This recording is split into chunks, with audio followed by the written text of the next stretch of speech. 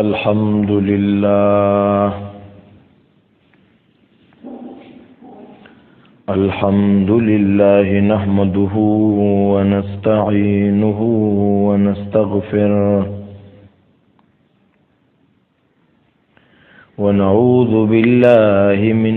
شرور أنفسنا ومن سيئات أعمالنا من يهده الله فلا مضل له ومن يضلله فلا هادي له وأشهد أن لا إله إلا الله وحده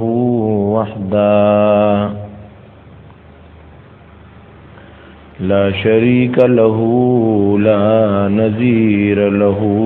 ولا وزير له لا ند له ولا نديد له ولا جد له وأشهد أن سيدنا وسندنا وحبيبنا ومحبوبنا ومحبوب ربنا وأتقانا وأعلانا وأجلانا وأطيبنا وأطهرنا وأكملنا محمدا عبده ورسوله أما بعد فأعوذ بالله من الشيطان الرجيم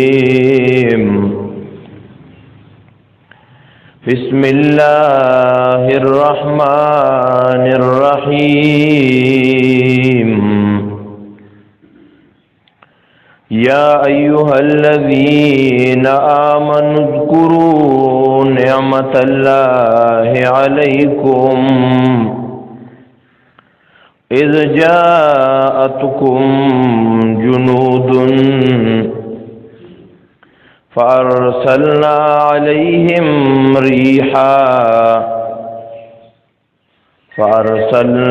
عليهم ريحا وجنودا لم تروها وكان الله بما تعملون بصيرا إن الله وملائكته يصلون على النبي يا أيها الذين آمنوا صلوا عليه وسلموا تسليما اللهم صل على سيدنا محمد وعلى آل سيدنا وبارك وسلم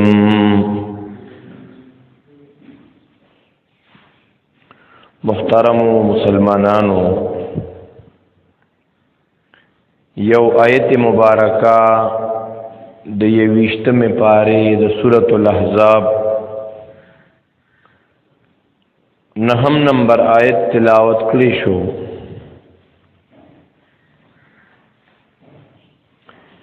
چونکہ دا سورت چې مسما ده په سورۃ الاحزاب سره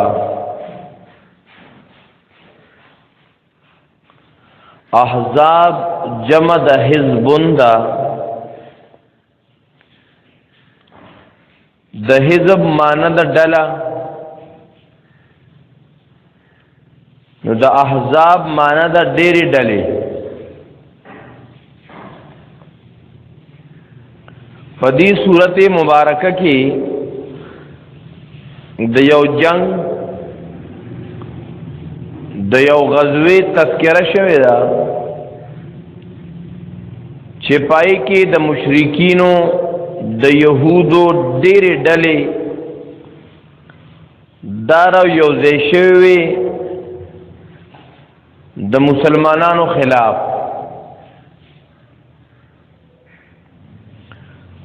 نو په دې صورت کې د هغه غزوې د هغه جهاد تذکره شوې ده.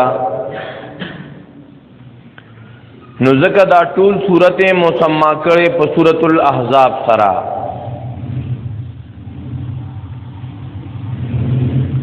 د دې جهاد دویم نوم دی غزوه خندق، او غزوه خندق ورته په دې وجه باندې ویل شي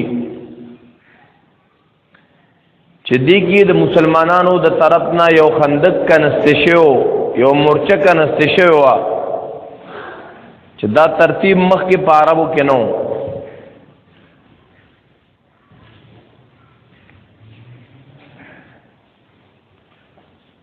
مشرکین ډېرې ډلې رايوځای شوې، د يهوديانو ډېرې ډلې وې، او دی دا اراده کړې وه چې مونږ به په یو ځل په مدینه منوره حمله وکړو، او چې څونه مسلمانان دي نو دا به ختم کړو. بس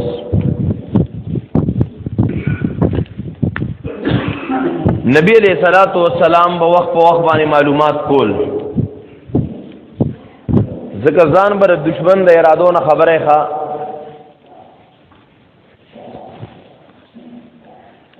ځان بر دشمن د ارادو نه خبره.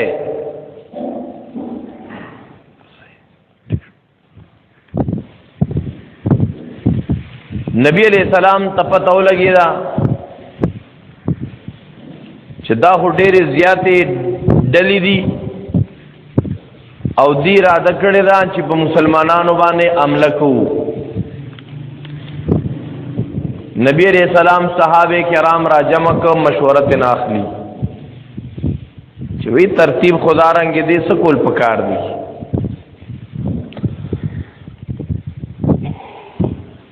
مختلف رائے د مرګرو راتلې. یو صحابي دی چې دا د ایران د غاړې نه راغلی، سیدنا سلمان فارسی رضی اللہ تعالیٰ عنہ. هغه خپل رائے پیش کړه، الله رسوله زمون علاقو کې چې کله دشمن سره جنگي نو موږ داسې یو لوی کند وکړو، هغې کې موږ پټ ناست یو، دشمن دا یې غاړه نه جرأت نشي کولی، هغې ته پته لګي نه چې دې سره څه شته څه نشته ورسره، دشمن پوره پیاره کړي. نبی علیہ السلام فرمایل دا خو ډېره صحیح خبره. نبی علیہ السلام صحابه کرامو ته ذمہ داری پاواله کا چې دونه کسان به دونه خندق کنه. خندق کنستل شروع شو. دی خندق کنستو دوران کې ساجيبا خبر مخه تراله. یو خبره پکې دار اعلی چې یو کانی پکې وروته، هغه باندې صحابه کرامو گزارونه کول نو غنه ماته دو.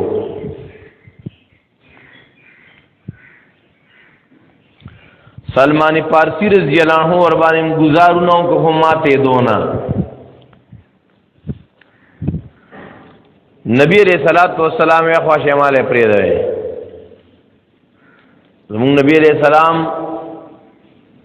هم یو لوی بہادر انسانو، ډېر نر سړیو، یو لوی کمانډر او یو لوی مجاهد انسانو نبی علیہ السلام.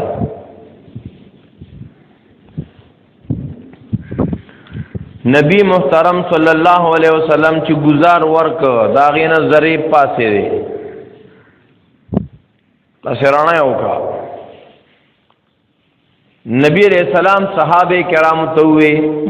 چې ما ته پدې رڼاګانو کې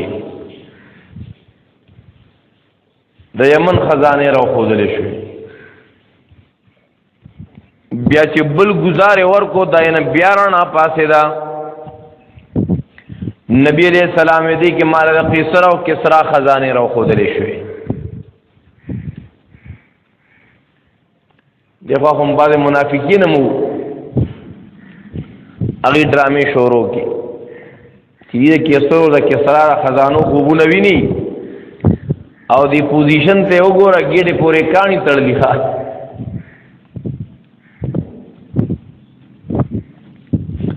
دا کانی ماته دا د نبی علیہ السلام معجزو کې بعض محدثینو ذکر کړي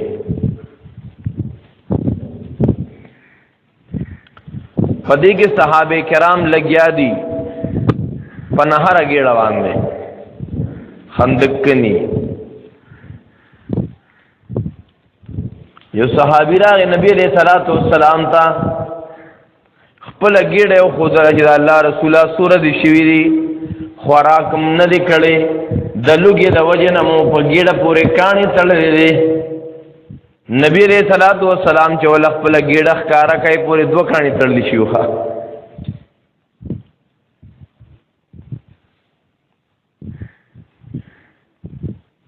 نبی علیہ الصلوۃ والسلام صحابه کرامو د پاره دعاګانې مغواړي په دغه وخت کې تسلی وته ورکی چې په دې لوګو باندې خفن شي نبی علیہ السلام فرمائی اللهم لا عيش الا عيش الاخره فاغفر الانصار والمهاجر یا اللہ ندی زندگی مگر زندگی د آخرت زندگی دا دنیا جون خو بس سختو دا منډ تړلو جون دینو اللهم لا عيش الا عيش الاخره فاغفر الانصار والمهاجر یا اللہ د دې مهاجرینو او د انصارو مغفرت نصیب کې صحابه کرامو خیال داو چې نبی علیہ السلام زمونږ د لوګي دا حال ولیدو کنه نبی علیہ الصلوۃ والسلام په مونږ باندې خپه شو نو صحابه کرام نبی علیہ السلام ته وی اذا الله رسولا مونږ رستو کېدو ولنیو مونږ ستړي کېدو ولنیو غوري مونږ هغه خلق یو نحن الذين بايعوا محمدا نحن الذين بايعوا محمدا على الجهاد ما بقينا ابدا مونږ هغه خلق یو مونږ د محمد عربي صلی الله علیه وسلم پلاس باندې بیعت کړی دی او بیعت مو د څکړې تشورا کو نه وکړو نحن الذين بايعوا محمدا مونږ د محمد عربي صلی الله علیه وسلم پلاس بیعت کړی دی او دا بیعت مو د څکړې دی علی الجهاد ما بقینا ابدا چې تر سورہ کې سای د پیغمبر مرګتیا کې به د کفر خلاف جهاد کو دیخوانا کافران دی دیخوا خندق دی دی طرف تا مسلمانان دی تو مسلمانان خندق کی دی ټول کفار او يهود رااله نو هغه مکه چې د خندق لیدل نو ایوه بس مونږ په وردو عمله په کو چراله نو لار بندر مکمل لري پورې خندق دراتلو لار ورته نه معلومه دا راتلو ترتیب ازین کې نشتا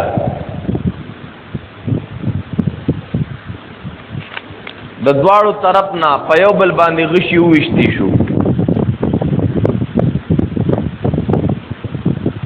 یو صحابي نیم پکې زخمی شوم دی یو کس دو پکې د کافرانو مجلی شوی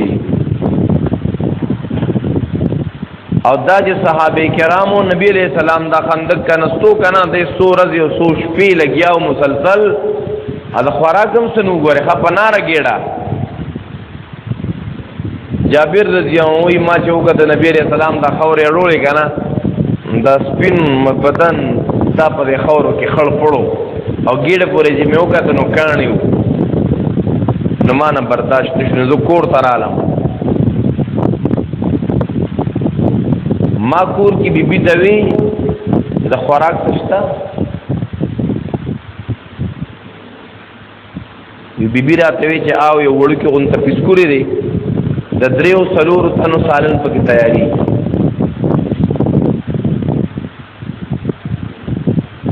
در دې زمانه زنانه نه وخه ای غریب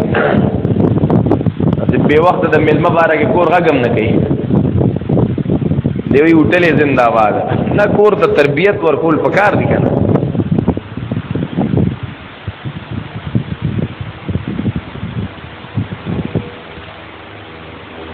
هغه بیبیو ته وی کور کې یو وړو کې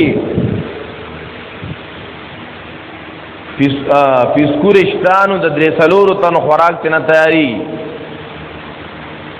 صحابی نوم د جابر رضی الله عنه جابر ابن عبد الله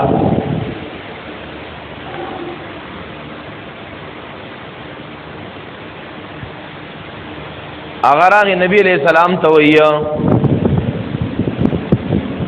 اے د الله رسوله مونږ د دریو تنو ډوډۍ تیار کړې تاسو د درې تن راشه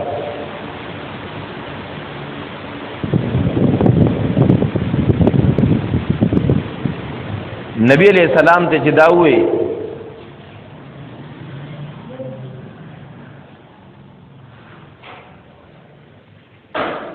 چې د دریو تنو تیاری شوې ده نبی علیہ السلام دا څه نه کوي چې بس زما او د مرګي دوکار بوشي او بس نبی علیہ السلام اعلان فرمایو یا اهل خندق اے خندق ول ټول خلقو ته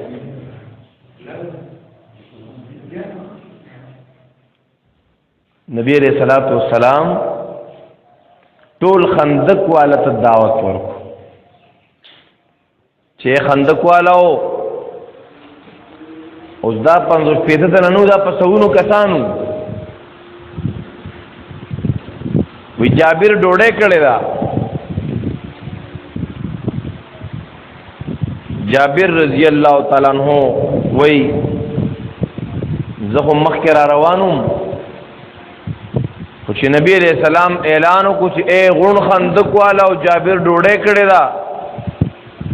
طبیعت میں لګډ وډ چې وای کور کې خدما کور والا د دریو سلور تنو تیاری کړي دي او نبی علیہ السلام خورا په سونو خلک روان کړ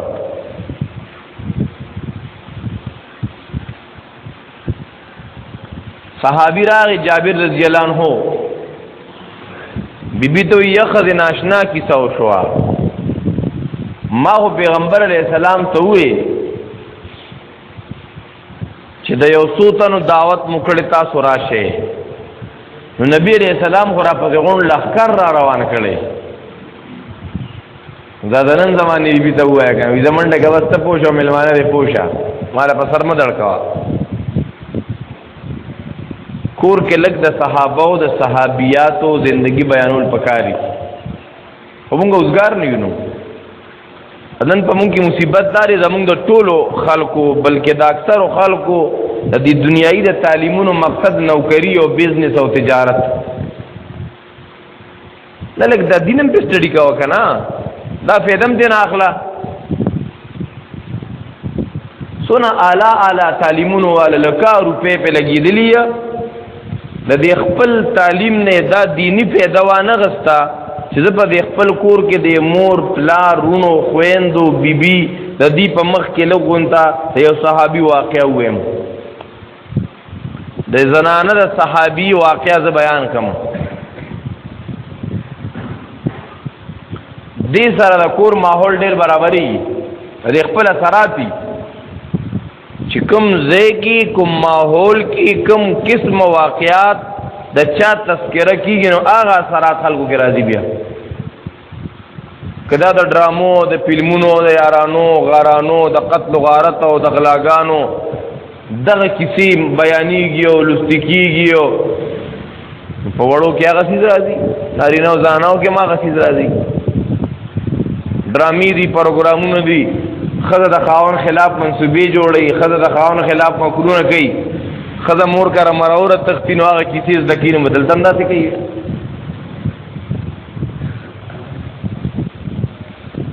نو خپل کورونو کې لګ د صحابه او د صحابيات زندگی بیانول پکاري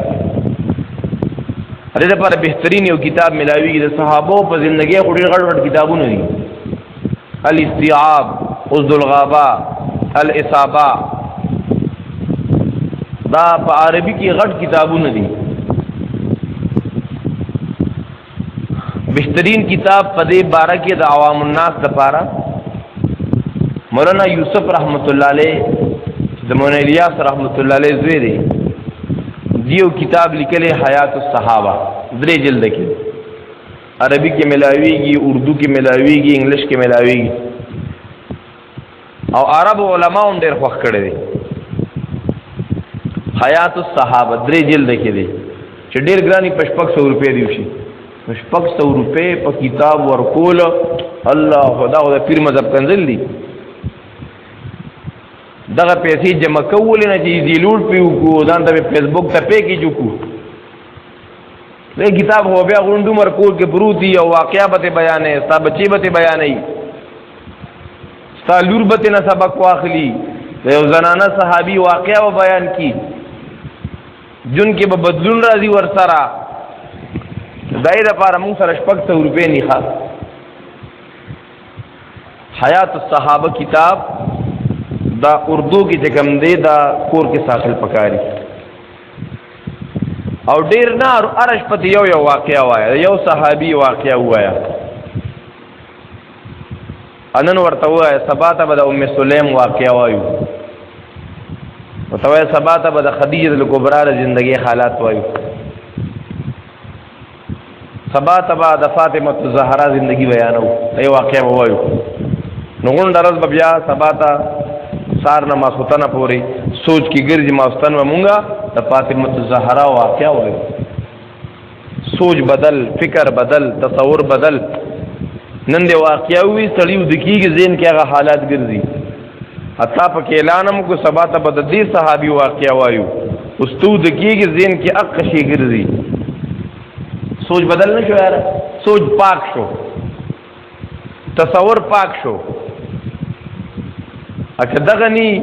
ودکی دلم په غندونو سره، سار پاسې دلم په غندونو سره، سوچ ګندا، فکر ګندا، خیالات ګندا، نو خوب ګندا. نو سبا رزن کدن وخت نو ځن کدن په وخت کې به زمونږ په خپل باندې کلمه یا صحیح خبر راشي.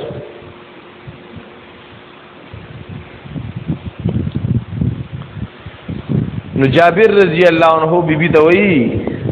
شیخ زی عجیبه کیسه وشوه، ما خو نبی علیہ السلام ته ویل چې د څو کسانو تیاری مې کړې دی، او نبی علیہ السلام خو را پسې غون لخر خبر که.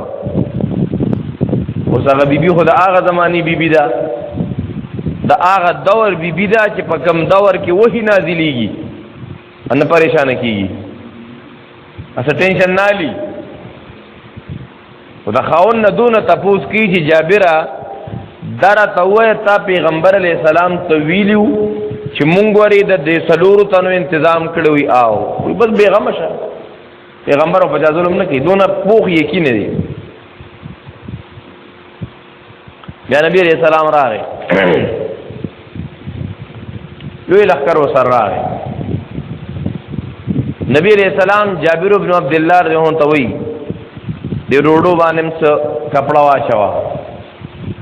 د سالن د لوخي نه سر ملر کوا. نبی علیہ السلام را دوی ور باندې ورشوب کا، ډوډۍ راخلی غوخه پکدي، الګه شابه کسان درې سلو سلو کې نه ویله ملګری کې نه ډوډۍ خوري د ټول لخر د سونو خلکو لپاره کافی شو. ډوډۍ هغه شان په ځای برابر، سالن هغه شان ته کمی پکې نه دی راغلی. د نبی علیہ السلام معجزه وا. دا یوازې په دې مقام کې نه، بعضې وختونو کې داسې هم شوي دي په نورو موکو صحابه کرام ناست دي، ډوډۍ راخلي چې نوړی راوچتوي په هغه دی بله نوړی را پیدا کېږي. ټول لښکر اسلام ډوډۍ وخوړه، خو په مړه ګېډه د څو ورځو شپو نارو، ځکه ګېډ پورې کاڼي تړلي وو. بیا نبی علیہ السلام فرمایل دا سالن دا ډوډۍ دی مسلمانانو کې تقسیم کې پورون تولېږي. یو پکې دا د نبی علیہ السلام معجزه ښکاره شوه، بل دا یهود او مشرکان هلته تنګ شوي دي. پریشان یې سبا کی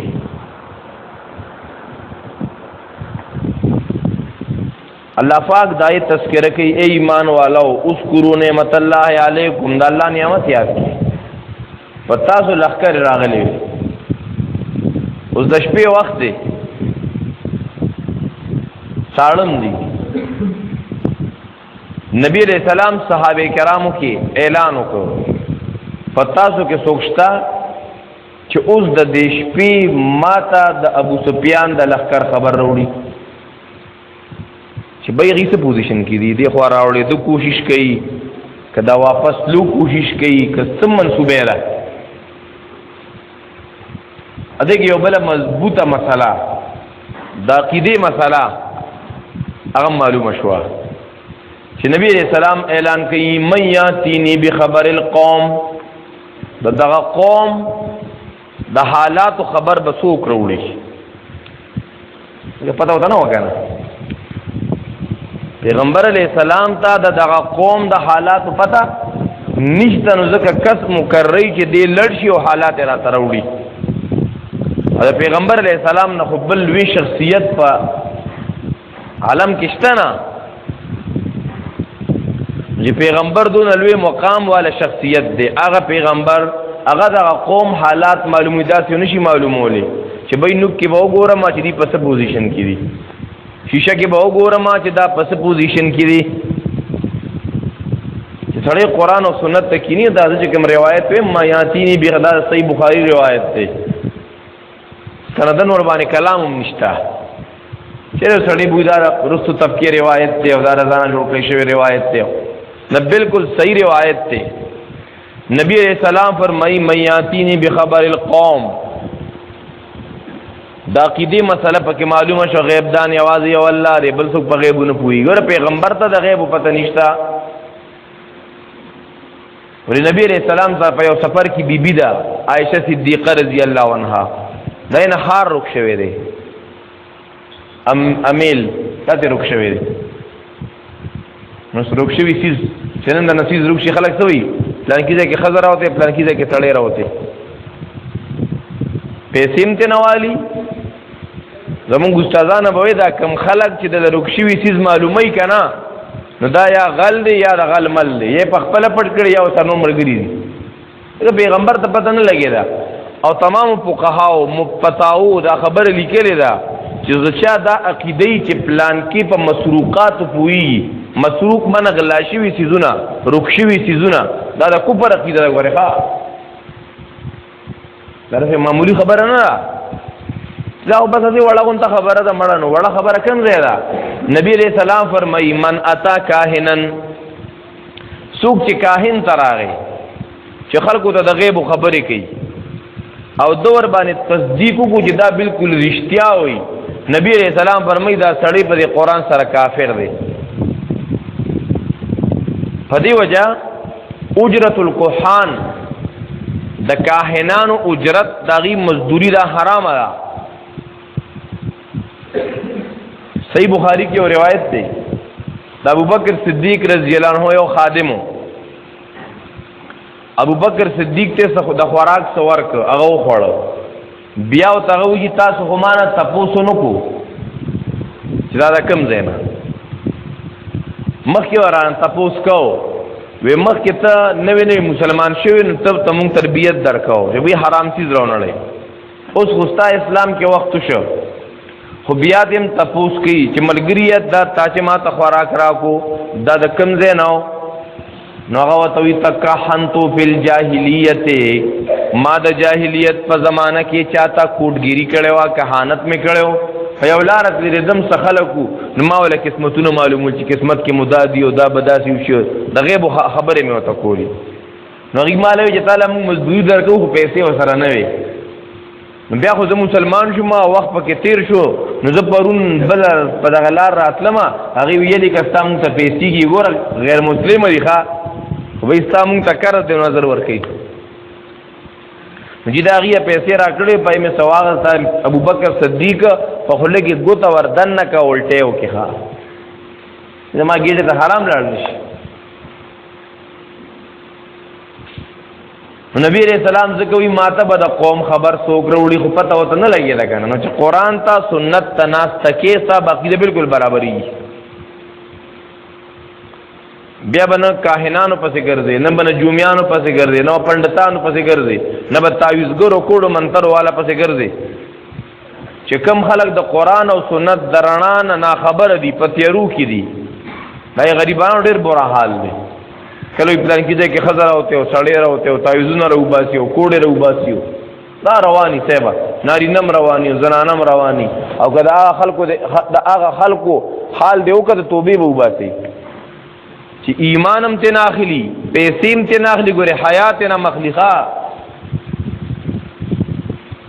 حیا هم ترې نه اخلي زنانه بې حیا کوي هم یو صحابي پاسېده هغه د الله رسول زه به خبر راوړم اوس د دشمن ډلې ته تلل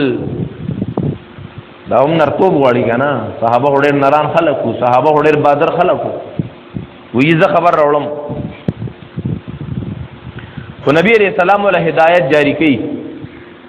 چې ګوره ته خو ځې موږ ته به صرف خبر راوړې چې څه پوزیشن دی څه کارروایي به نه کوې که هر څنګه حالات مخې ته راپېښېږي خو چا باندې به ګزار نه کوې د صحابیو زه روان شوم تیاره وه دایي رڼاګانې مناګانې بلې وې نو ما دې شیش راخ کړو سر د پاره نه بالکل ابو سفیان مې شیش ته مخامخ شو ویړه کې پیرا راځي راځي او غشي په پرې راو دی خو د کفر لیډر دې ختم بشي خو نبی عليه السلام راته وی چې کارروایی به نه کې نو صحابه کرامو کار خو منلو بس ښا صحابه ډېر لوی مقام دی صحابه کرامو ډېر لوی حیثیت دی په قرآن کې د صحابه کرامو صفائی سپاره په سپاره بیان شوی ده بل صحابیت هغه مقام دی چې صحابیت په مجاهدو په جهادونو په اجونو نه ملاویږي ښا دا درجه وهابي ده دا د الله دین دی چې الله څوک صحابي کوي څنګه چې نبوت وهابي دی دا رنګ صحابیت وهابي دی صحابیت درجه الله اکبر کبیره هغه وی زلالم دیخوا طوفان هم راغلی دی د مشرکانو دا خیمې په بره لوزي دا جدګي په تیلې لوزي دې کې ابو سفیان اعلان وکړ چې لکه ځکه دغه عرب چې وو دا ډېر هوښیار خلک وو ابو سفیان اعلان وکړ لکه پته ولګوي څوک غیر راکې رادن نه شوي ني ور په اندازه پوه شو ښه وی پته ولګوي څوک غیر راکې نه رادن نه شوي صحابي ما یې خو ګیرې وی ما زر بل یو مشرک د لاسه ونیول چې خپلې که پردي هغه چې خپلې ما یې خره چې خپلې ښه په دې کې ابو سفیان وایي زه اهم اعلان کوم چې بی په مسلمانانو حمله کې دی نشي ای خندق کې نسته دی او دغه که د خندق نه په مونږ شروع کنو خراب بمو کی دغه طوفان دی د خوراک لوخي او اغار سموال وته خیمه موال وته نو راځي چیزو کډه راغونډه کې غونډه دا ټول کفار را جمع شو ټول پارټیز را جمع شو د اسلام خلاف د نبی رسول سلام خلاف په مدینه منوره حمله کوله دغه واقعیت اشاره شوی د پری سورۃ الاحزاب کې یا ایو الذین آمنوا اذکروا نعمت الله علیکم ای ایمان والو د الله نعمت را یاد کې چې کله راغله پتا سو لخرې نو موږ راولېګل پری باندې سیله او داسې لخرې مراولېګل تاسو نه لیدې وکانه الله بما تعملون بصیر نو په دې یو غزوه خندق کې سړی دا زوتی دغه نورم تفصیلات شته دي په دې کې د علم غیب خبره مخه ترازی دغه د صحابه او د ایثار خبره مخه ترازی دغه ګوره د نبی عليه السلام د معجزو خبره مخه ترازی دغه د نبی عليه السلام د صحابه او بهادری مخه ترازی ډېری خبره هغه موږ د نبی عليه السلام په زندګۍ کې په سیرت کې هغه مخه ترازی الله دې موږ او تاسو له عمل کولو توفیق نصیب کړي اللهم صل علی سیدنا محمد وعلى ال سیدنا محمد یا قلیل رحمت برحمت سنت کو ایماندار